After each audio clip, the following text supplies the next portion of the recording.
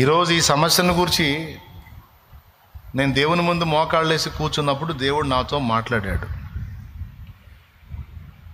ఏం ప్రాబ్లం లేదు, నీకు విరోధంగా రూపింపబడే ఆయుధము వర్ధిల్లదు, అసలు లెక్క చేయదు, వదిలేసి నేను చూసుకుంటాను అన్నాడు. ఆ మాట తీసుకొని వచ్చాను నేను దేవుని దగ్గరికి. ఎవరు ఎట్లనన్నా కదలని నేను ఉన్నా కదా, యూ డోంట్ వరీ, వెళ్ళిపో ముందుకెళ్ళి. ఎవరు ఆటలో వాళ్ళు ఆడతారు, ఆడని, నేను ఆడే ఆట కూడా ఉంటుంది కదా. పరిస్థితులు ఎవరి చేయి దాటినా నా చేతులను దాటిపోవు, అన్నిటినీ నేను నా చేతుల్లో పట్టి ఉంచగల సమర్థుడను. ఏం భయపడొద్దు, ఏం కలత చెందొద్దు, ఏం కృంగిపోవద్దు అంటాడు. ఎప్పుడు ఆయన డైలాగ్ అదే. లేకపోతే ఆరంభం నుంచి ఇప్పటిదాకా దాదాపు 18 సంవత్సరాల సేవా జీవితంలో 18 ఏళ్ళు ఇంత పెద్ద పరిచర్యలో ఎన్ని ఎదుర్కొని ఉంటా, నేను ఎన్ని రకాలు ఎదుర్కొని ఉంటా. మరి చిన్న చిన్న వాటికే మీరు నరాలు వీక్నెస్ వాళ్ళ గందరగోళం అయిపోతున్నారు. మరి ఇన్ని మైళ్ళ ప్రయాణములో ఎన్ని ఒత్తిళ్ళు, ఎన్ని రకాల టెన్షన్స్, ఎన్ని ప్రెజర్స్, ఎన్ని బాధలు. ఈరోజు కూడా అన్ని వాడు తుఫాన్లాగా రేపుతాడు. వాడు తుఫాన్లాగా రేపినప్పుడు చుట్టుపక్కల నుంచి అలాగ తీసుకొచ్చినప్పుడు మరి నాకెవరు ఉన్నారు? మళ్ళీ ఓ పాట వస్తుంది, విశ్వాసనావసాగుచు పయనించు సమయాన నా ప్రభు సాతాను సుడిగాలి రేపగా నా ఎదుటే నిలిచేవనా ప్రభు. విశ్వాసనావసాగుచు పయనించు సమయాన నా ప్రభు విశ్వాసనావసాగుచు పయనించు సమయాన నా ప్రభు సాతాను సుడిగాలి రేపగా నా ఎదుటే నిలిచేవనా ప్రభు. సాతాను సుడిగాలి రేపగా నా ఎదుటే నిలిచేవనా ప్రభు. నేను వెళ్ళే మార్గము నా యేసుకే తెలియును. నేను వెళ్ళే మార్గము నా యేసుకే తెలియును. శోధించబడిన మీదట నేను సువర్ణమై మారెదను. శోధించబడిన మీదట నేను సువర్ణమై మారెదను.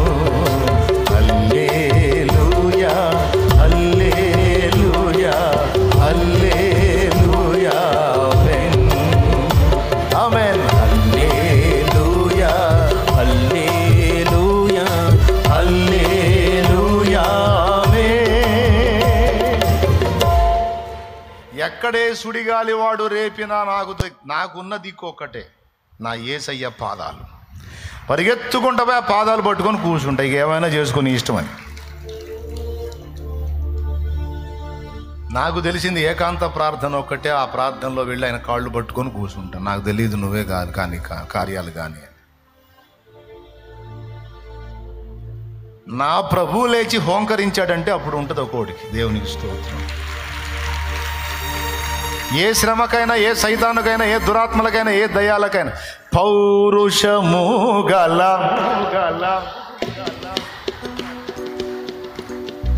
ఏమని రాసుకుంది తెలుసా? ఏబు గ్రంథములో పర్వతములను పడద్రోయువాడని రాసుకుంది. ఆయనకు సిరాకు పుడితే అంతంత పెద్ద పర్వతాన్ని కూడా అంటాడంట. అర్థమైందా? అంతే, చేతితో అన్నాడంటే చల్లి తలకిందులు అయిపోతాయి. అంత పవర్ఫుల్ ఆయన. ఆయన బట్టి మీసం తిప్పుతాను ఆయన, దేవునికి స్తోత్రం. నన్ను బట్టి, దేవుని బట్టి నేను నమ్మిన వాని అందు అతిశయపడుతున్నాను. నా ప్రభు పరాక్రమం కలిగినవాడు, నా ప్రభు రోషం కలిగిన వాడు. పౌరుషము గల ప్రభు కోపింపగ పర్వతముల పునాదులు వణికెన. పౌరుషంగా పాడండి. పర్వతముల పునాదులు వణికె, తన నోట నుండి వచ్చిన అగ్ని, తన నోట నుండి వచ్చిన అగ్ని దహించి వేసెను వైరుల నెల్ల, దహించి వేసెను వైరుల నెల్ల. యెహోవా నా బలమా, యథార్థమైనది నీ మార్గం, పరిపూర్ణమైనది నీ మార్గం. యోబు గ్రంథము 9వ అధ్యాయము, యోబు గ్రంథము 9వ అధ్యాయము 4వ వచనం నుంచి చదవయా. అది మాట్లాడాడు పొద్దున నాతో, చదువు. ఆయన మహావివేకి, అధిక బల సంపన్నుడు, అద్దుగో ఆయనతో పోరాడ తెగించి హాని నొందని వాడెవడు? వాటికి తెలియకుండా పర్వతములను తీసివేయువాడు ఆయనే, ఉగ్రత కలిగి వాటిని బొర్లదోయువాడు ఆయనే. బోర్లదోయువాడు అంటే ఇందా నేను చెప్పిందేగా, ఉందా లేదా అక్కడ? ఇక్కడేమో పర్వతాలను బోర్ల దోస్తాడంట. ఇట్లా ఉన్న పర్వతాలు ఇలా అయిపోలా, చదువు. భూమిని దాని స్థలములో నుండి కదిలించువాడు ఆయనే, దాని స్తంభములు అదరజేయువాడు ఆయనే. ఉదయింపవద్దని ఆయన సూర్యునికి ఆజ్ఞాపింపగా అతడు ఉదయింపడు. ఆయన నక్షత్రములను మరుగుపరచును. ఆయన ఒక్కడే ఆకాశ మండలమును విశాలపరచు. సముద్ర తరంగముల మీద ఆయన నడుచుచున్నాడు. ఆయన స్వాతి, మృగశీర్షము, కృతిక అను వాటిని, దక్షిణ నక్షత్ర రాసులను చేసినవాడు. ఎవడునో తెలుసుకొనలేని మహత్తైన కార్యములను, లెక్కలేనన్ని అద్భుత క్రియలను ఆయన చేయుచున్నాడు. హల్లెలూయా, హల్లెలూయా, హల్లెలూయా. అది నా దేవుడు. ఏ ఆపదైనా గుర్తుపెట్టుకోండి, ఏ ఐడియా అయినా, అర్థమైందా? ఆయనే ఇస్తాడు. ఏ ఆపదైనా సరే తప్పించుకునే మార్గమును ఆయనే చూపిస్తాడు. బాబు మీకు ఏదన్నా మైండ్ సరిగా పనిచేస్తే, అమ్మ మీకు సరిగా మైండ్ పనిచేస్తే ఇక మీకు పెద్ద ప్రసంగమే అవసరం అయిపోయింది. ఆయుధం ఒక్కటే కాదు, చాలా ఆయుధాలు ఉన్నాయి. వాక్యం అనే ఖడ్గం అన్నాడు, సత్యం అనే దట్టి అన్నాడు, నీతి అనే మైమరవు అన్నాడు, విశ్వాసం అను డాల్ అన్నాడు. ఇవన్నీ వాడకంలోకి తెచ్చేది కూడా ప్రార్థనే. పరిశుద్ధాత్మ కూడా ఒక ఆయుధం మనకి. ఈ ఆయుధాలన్నిటినీ వాడకంలోకి సరిగ్గా తెచ్చి మనం వినియోగపరచుకోవాలి అంటే, ఏ ఆయుధాన్ని ఎప్పుడు ఎక్కడ ఎలా వాడాలో ఆ వివేకం ఇచ్చే మహావివేకి నా యేసయ్య. అందుకే అన్నిటికంటే ముఖ్యముగా విజ్ఞాపన, ప్రార్థన, యాచన, కృతజ్ఞత, స్తుతి అన్నాడు. అంటే ప్రార్థన అంత కీలకమైంది, అంత అవసరమైంది. చెప్పండి, మెంటలోళ్ళ మధ్య మనం ప్రశాంతంగా ఉండాలంటే వాళ్ళకి మెంటలు తగ్గాలి, లేదా మనకు మెంటలన్నా ఆల్రెడీ మన గతంలో వచ్చింది, ఇప్పుడు తగ్గింది. నువ్వు మెంటలోళ్ళని మిమ్మల్ని మెంటల్ అన్నావు కదా అని అనుకుంటాను. మా అమ్మ మెంటల్ది అయితే 8 మంది, మేము మొత్తం ఇప్పుడు ఆరుగురు ఎక్కలెట్టొచ్చాయండి. మా అమ్మ పిచ్చిదైతే ఏదో నాకు అందుబాటులో ఉన్నప్పుడు ఏదో మామూలుగా పలకరియట్లేదు, అట్లా ఈ జోగుతో పలకరించుకుంటూ ఉంటాం మా అమ్మని, అంతే. అర్థమైందా? మా అమ్మ బంగారు తల్లి. కోపడ్డా కూడా న్యాయం ఉంటుంది. అమ్మ కోపంలో న్యాయం ఉంటుంది, అన్యాయంగా కోపపడదు. ఒక్కోసారి అపార్థం చేసుకున్నా అర్థమయ్యేటట్టు చెబితే మరి నాకేం తెలుసు అట్ట అనుకున్నానని కూల్ అయిపోయింది. మరి మా నాన్న మిక్కిలి సాత్వికుడు, 4 ఆడపిల్లలు మరి ఇంట్లో. మరి మా అమ్మ కోటింగ్ ఇవ్వకపోతే మరి మా నాన్న కోటింగ్ ఇచ్చేవాడు కాదు కదా. మరి ఎన్ని రకాలుగా భక్తి కూడా మా అమ్మకే ఎక్కువ. చిన్నప్పుడు గుళ్ళన్నీ ఆమె తిప్పింది నన్ను. పాటలు పాడినప్పుడు మా నాన్న లోపాలు చెప్పేవాడు, మమ్మేమో ఎంత చండాలంగా పాడిన భలే ఉందయ్యా అనేది. మెచ్చుకొని నన్ను ప్రోత్సహించిన మొట్టమొదటి అభిమాని మమ్మే. ఏమండి, మా అమ్మ మెంటల్ది అయితే మేము ఎట్లా ఎందుకుంటాం? మంచి తల్లి, దేవుడు ఆమెకి దీర్ఘాయువు ఇవ్వాలి. ఇచ్చాడు, ఇప్పటికి సమృద్ధిగా ఆయనకి ఆయుష్ని ఇచ్చాడు, చూడాల్సినవన్నీ చూసేటట్టు చేశాడు. ఎన్ని కన్నీళ్లు గార్చిందో, ఎంత వేదన పడిందో, దాని అంతటిని సంతోషంగా చేసి చూపించాడు ఆమెకి దేవుడు. నేను అనుకుంటున్న ధన్యురాలైన తల్లి అని.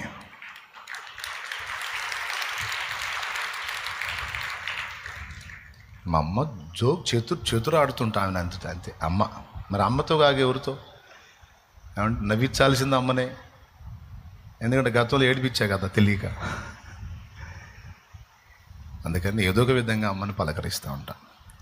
నా తల్లి పిచ్చిదేం కాదండి, జ్ఞానవంతుర. పిచ్చి సమాజంలో మనం ఉన్నాం, పిచ్చి మనుషుల మధ్యలో మనం ఉన్నాం. వారి పిచ్చి వలన మనకు పిచ్చెక్కేటట్టు చేస్తారు.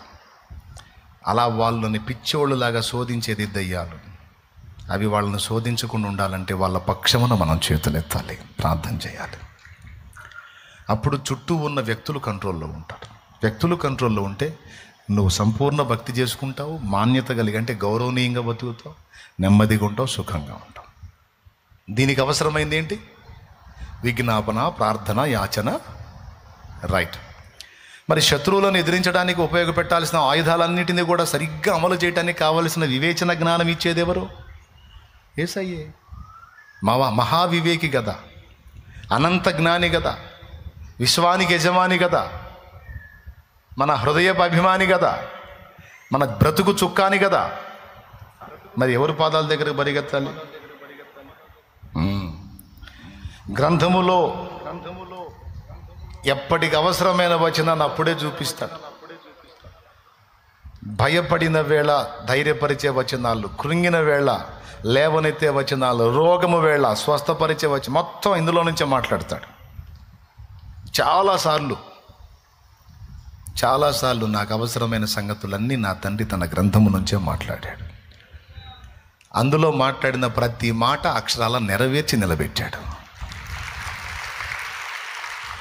నేను గ్రంథాన్ని నమ్ముతాను, నా ప్రభు పాదాల దగ్గరికి వెళ్ళి ఆయన సన్నిధిని నమ్ముతాను, ఆయన ప్రసన్నతను నమ్ముతాను, నా ప్రార్థన వింటాడని నమ్ముతాను. నా పిచ్చి తండ్రి నా కన్నీళ్లు దాటిపోడని నమ్ముతాను. నా ప్రార్థన వినబడింది అక్కడ అని నమ్ముతాను. నా ప్రార్థన సీరియస్గా తీసుకుంటాడని నమ్ముతాను. నన్ను దాటిపోడని నమ్ముతాను. నాకు అన్ని సమయాలకి ఆయనే. గుండె చెదరిన వారిని బాగు చేయువాడని, గుండె చెదరిన వారిని బాగు చేయువాడని, వారి గాయములన్నీయు కట్టుచున్నవాడని, వారి గాయములన్నీయు కట్టుచున్నవాడని. దేవునికి స్తోత్రము గానము చేయుటయే మంచిది, మనమందరము స్తుతి గానము చేయుటయే మంచిది. హల్లెలూయా. మీరు చెప్పండి, యబ్బోకు రేవు దగ్గర యెహోవా నీ కోసం నేను వచ్చా రాయ్యా అని యాకోబు పిలిచాడా? ముగిస్తున్నా, తొందరగా చెప్పండి. కుటుంబం మొత్తాన్ని ఏరు దాటిచ్చి యాకోబు ఒక్కడే ఒంటరిగా మిగిలిపోయిననుంది. యాకోబు దేవుణ్ణి పిలిచాడా? పిలిచినట్టు ఒక్క వచనమైనా ఉందా? పిలవలా. కానీ దేవుడు వచ్చాడు. నేను పోయి ఏకాంత ప్రార్థనలో కూర్చుంటే, ఏకాంత ప్రార్థనకి వెళ్ళి నేను మోకాళ్ళు నీ మొర్ర పెట్టక మునిపే నేను ఏ ఉద్దేశంతో వచ్చానో ఆ ఉద్దేశం ఎరిగి నా కోసం కూర్చునే దేవుడు నా దేవుడు. నువ్వు రాయ్యా అని మొర్రపెట్ట నిమిత్తం లేదు. నేను ఆయనతో కలవాలి, మాట్లాడుకోవాలి, ఆయనతో గడపాలని ఏ ఉద్దేశంతో ఆయన పాదాల దగ్గరికి వెళ్తున్నానో నా ఉద్దేశాన్ని ఎరిగిన నా తండ్రి నాకంటే ముందే వచ్చి కూర్చుంటాడు అక్కడ.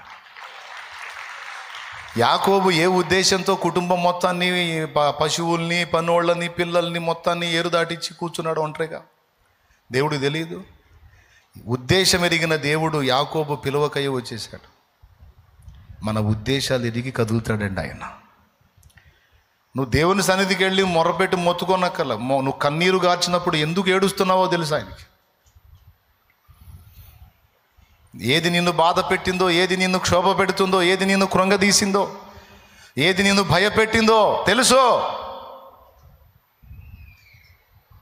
ఆయన సన్నిధి వచ్చేస్తుంది నీ దగ్గరికి. అలాగా ఏ తల్లి కూడా చూపనంత ప్రేమ నా యేసయ్య నీ ఎడల చూపుతాడు. కావాలంటే చూడు, దేవుని పాదాల దగ్గరికి వెళ్ళి కన్నీటి ప్రార్థన చేసి కూర్చో. నువ్వు ఎంత ఆదరణగా ఉంటుందో చూడు. ఏం జరిగిద్దో అర్థం కాదు. మామూలుగా ఏడిస్తే స్వాంతన వచ్చిద్దా, వేదన ఎక్కువైద్దా? ఏడిస్తే స్వాంతన వచ్చిద్దా, ప్రశాంతత వచ్చిద్దా, ఇంకా వేదన ఎక్కువైద్దా? సహజంగా వేదన ఏడిచినప్పుడు ఇంకా బాధ ఎక్కువైద్ది. కానీ ప్రభు పాదాల దగ్గరికి వెళ్ళి నువ్వు ఏడిస్తే ఆయన కౌగిలించుకున్నట్టు నీకు కనబడడు, కానీ ఖచ్చితంగా ఆయన నిన్ను హత్తుకుంటాడు. ఆయన నిన్ను హత్తుకున్న విషయం నీకు ఎలా గ్రహింపైద్దంటే నీకు స్వాంతన కలిగిద్ది, బరువు దిగిపోయినట్టు ఉంటుంది. ఎంతమందికి ఉంది అనుభవం? ఉందా నిజంగా? అబ్బా, దేవునికి స్తోత్రం కలుగును గాక. పెద్ద బరువు దిగిపోయినట్టు ఉంటుంది. ఆయన దగ్గరికి పోయి కూర్చొని మనస్ఫూర్తిగా కాసేపు కన్నీరు గార్చి ఏడిస్తే చాలు, బరువు దిగిపోయినట్టు. ఎన్నిసార్లు అనుభవించానో నేను. నాకు తృప్తి కలిగిన దాకా కన్నీటి ప్రార్థన చేసుకుంటాను. నా బాధ అంతా దేవునికే చెప్పుకుంటా. మరి ప్రార్థన అంత కీలకం. దాన్ని సీరియస్గా తీసుకొని చెయ్యండి, ప్రార్థన చేయండి. ఆయుధాలన్నిటిలోనికి ప్రధానమైంది, ప్రప్రథమమైంది, కీలకమైంది. మిగిలిన ఆయుధాలు కూడా ఎలా వాడాలో మనకు తెలివిని పుట్టించేది ప్రార్థనలో దేవుడే. అందుకే ప్రార్థనలో ప్రభు పాదాలు సమీపించండి అని భక్తులందరూ చెప్పారు. దేవ సంస్తుతి చెయ్యవే మనసా, శ్రీమంతుడగు యెహోవ సంస్తుతి చెయ్యవే మనసా. దేవ సంస్తుతి చెయ్యవే మనసా, శ్రీమంతుడగు యెహోవ సంస్తుతి చెయ్యవే మనసా. దేవ సంస్తుతి చేయుమానా జీవమా యెహోవా దేవుని. దేవ సంస్తుతి చేయుమానా జీవమా యెహోవా దేవుని. పావన నామమును తిందుమా, నాయంతరంగము రోవసించును సమస్తమా. దేవ సంస్తుతి చెయ్యవే మనసా, శ్రీమంతుడగు యెహోవ సంస్తుతి చెయ్యవే మనసా. దేవునికి మహిమ. ఏడవడం వెధవతనం అనుకుంటారు సహజంగా లోకం. కన్నీరు గార్చడం వెధవతనం అనుకుంటారు సహజంగా లోకం. అందుకే జెంట్స్ చాలామంది కన్నీళ్లు పెట్టుకోరు. వానికి ఎంత బాధ కలిగినా ఏ కాడికి కళ్ళల్లో నీళ్లు కళ్ళల్లోనే గుక్కుతూ ఉంటాడు, కానీ బయటపడాడు. నిజమే, ఒక రకంగా లోకం చెప్పింది ఏడవటం ఒక రకమైన బలహీనత. కానీ ఇక్కడ మనం పురుషులు స్త్రీలు అందరూ గుర్తించాల్సింది ఏంటంటే, బైబిల్ చెప్పిన అర్థం ఏడుపుకి వేరు. బైబిల్ చెప్పిన అర్థం ఏడుపుకి ఏంటో తెలుసా? కన్నీటికి మగసిరి అన్నాడు. విచిత్రమైన అర్థం ఇచ్చాడు బైబిల్. ఏడ్పుకి బైబిల్ ఇచ్చినటువంటి నిర్వచనం మగసిరి. హోషేయ గ్రంథములో చెప్పాడు, యాకోబు మగసిరి గలవాడై కన్నీళ్లతో దేవుని వేడుకొని. చూస్తారా? 12వ అధ్యాయం 3వ వచనం. హోషేయ గ్రంథము 12:3 చదువు. తల్లి గర్భమందు యాకోబు తన సహోదరుని మడిమెను పట్టుకొనెను. మగసిరి గలవాడై అతడు దేవునితో పోరాడెను. అతడు దూతతో పోరాడి జయముందెను. అతడు కన్నీరు విడిచి అతని బతిమాలెను. బేతేరులో ఆయన అతనికి ప్రత్యక్షమాయెను. చూసారా? మగసిరి గలవాడై దేవునితో పోరాడెను. ఏంటి మగసిరి అంటే? అతడు దూతతో పోరాడి జయముందెను. ఎట్లా పోరాడాడు అక్కడ చెప్పాడు. కన్నీరు విడిచి అతని బతిమాలెను. కన్నీటి ప్రార్థన. విధవతనం అనుకోవద్దు. మనుషుల దగ్గర ఏడవద్దు. మనుషుల దగ్గర దేహి అనొద్దు. మనుషుల దగ్గర దండాలు దశకాలు పెట్టి వాళ్ళ కాళ్ళు వేసుకోవద్దు. అది విధవతనం. దేవుని ముందుకెళ్ళి ఆయన కాళ్ళు పట్టుకో. అది మగసిరి. దేవుని దగ్గరికి వెళ్ళి కన్నీరు గారు, అది మగసిరి. దేవుని దగ్గరికి వెళ్ళి అంగలార్చు, అది మగసిరి. అక్కడ నువ్వు దుఃఖపడితే, అక్కడ నువ్వు కన్నీరు విడిస్తే, అక్కడ నువ్వు ఆయన పాదాలు పట్టుకుంటే ఎవ్వడి కాళ్ళు పట్టుకోవాల్సిన అవసరం లేదా. అక్కడ నువ్వు కన్నీరు గార్చి మొర్ర పెట్టగలిగితే ఎవ్వడి దగ్గరికి పోయి నువ్వు ఏడవాల్సిన అవసరం లేదు. మొత్తం నా తండ్రే చూసుకుంటాడు. అర్థమైతే ఇక నుంచి ఆ పని చేయి. కృప మనందరికీ తోడై ఉండును గాక.